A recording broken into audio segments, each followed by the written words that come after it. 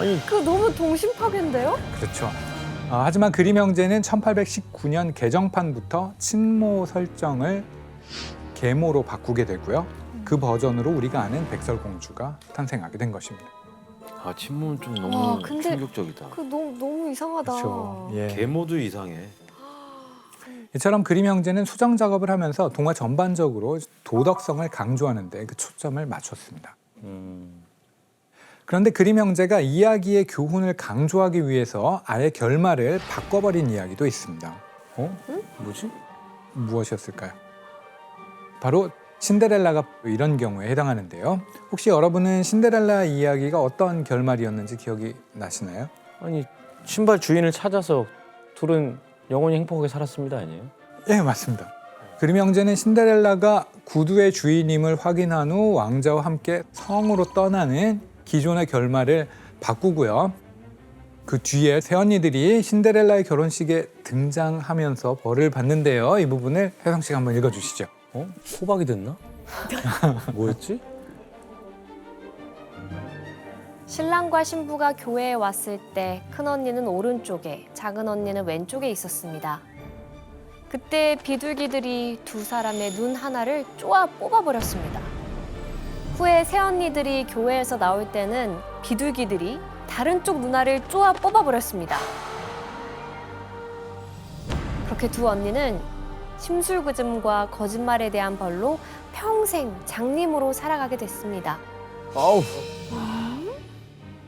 근데 잔혹성은 아직까지 있네요. 있네요. 예, 못 버렸네. 네, 맞습니다. 그림 형제는 악행을 저지른 인물이 잔혹한 처벌을 받는 것을 통해서 동화가 일종의 경고 메시지 역할을 하기를 바랬던 겁니다. 그 전형적인 권선징악 이야기로 바뀐 거네요. 그렇죠.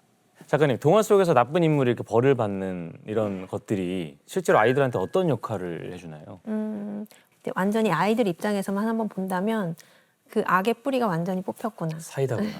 완전히 뽑혔구나라는 생각이 들면서 오히려 안전하다고 느낄 수 있는 그런 장치 같아요. 그리고 이제 그림 형제 동화에는 보통 이게 좀 힘들고 좀 불행한 아이들이 많이 주인공으로 등장을 하거든요. 그래서 그 아이들이 아무리 힘들어도 위기를 극복하고 좀 버텨내다 보면 마지막에 이제 악인들은 이제 처벌을 받는다. 그리고 나에게도 행복이 찾아온다는 거를 좀 상징적으로 표현해 준 것 같아요. 네, 그 악행을 강력하게 처벌할수록 그 시대의 올바른 도덕적 관념이 유지될 수 있다고 보는 겁니다. 그리고 그림 형제는 아이들을 위한 교훈적 동화를 만들기 위해서 동화 속의 성적인 코드나 잔혹한 부분들도 조금씩 고쳐나갔습니다. 예를 들어 라푼첼 이야기를 살펴볼까요?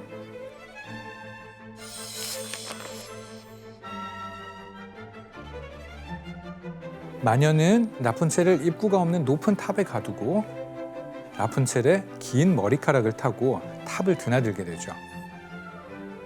어느 날 왕자가 라푼첼의 노랫소리에 이끌려 탑에 올라가고 둘은 사랑에 빠지게 됩니다. 어우. 하지만 마녀에게 들켜 라푼첼은 머리가 잘린 채 쫓겨나게 되고요. 왕자는 시력을 잃게 되죠. 그 후 둘은 재회하고 라푼첼의 눈물이 왕자의 눈을 회복시켜 행복하게 살았다는 이야기예요. 그런데 초판본 라푼첼에선 숲속 탑 안에 갇혀 사는 라푼첼이 마녀 몰래 밤마다 왕자님을 만난 사실을 들키는 장면이 나옵니다. 마녀는 어느 날 라푼젤이 입을 열어 이렇게 말할 때까지 그 사실을 전혀 알지 못했습니다. 고텔 마나님, 제 옷이 너무 작아져서 이제 더는 맞지 않을 것 같아요. 이게 무슨 일일까요? 여기서 라푼첼은 왜 옷이 점점 꽉 낀다고 이야기를 했을까요? 왜죠? 뭐냐면은 바로 라푼첼이 왕자와의 사이에서 아이를 임신했기 때문입니다.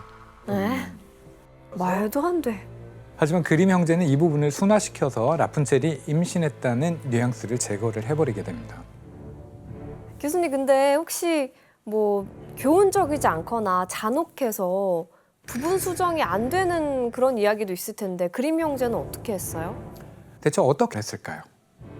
바로 네, 그 제목부터가 심상치 않은 아이들의 사람 죽이기 놀이라고 하는 아이들의 사람 죽이기 책을 놀이요? 와, 듭니다. 예. 제목이 진짜 굉장히 유용해 자극적이다. 보이는데. 예.